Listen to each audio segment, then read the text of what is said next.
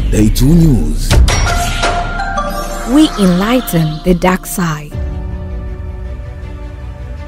Lakini tumie fursa hii vile vile kusema kuhusiana na jambo ambalo limejitokeza la makamu mwenyekiti wetu kuzuiwa mpakani wakati anakwenda Kenya kuhudhuria mazishi ya Raila Odinga.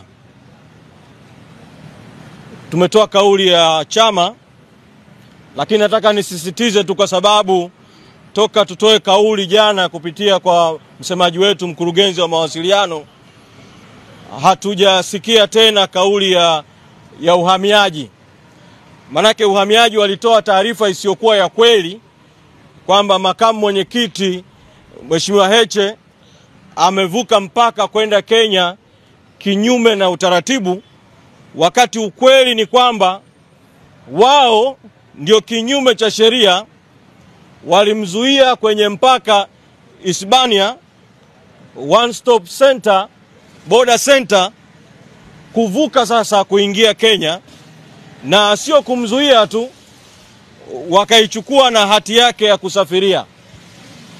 Nieleze kuwa kabla ya safari ya makamu mwenyekiti kwenda Kenya, ofisi ya katibu mkuu kupitia kwa naibu katibu mkuu bara Mheshimiwa Amani Golugwa ilifanya mawasiliano na maafisa mbalimbali wa idara ya uhamiaji ili kujua kama kuna kizuizi chochote cha viongozi wetu kuweza kusafiri, lakini taarifa zao zilionyesha hakuna kizuizi chochote.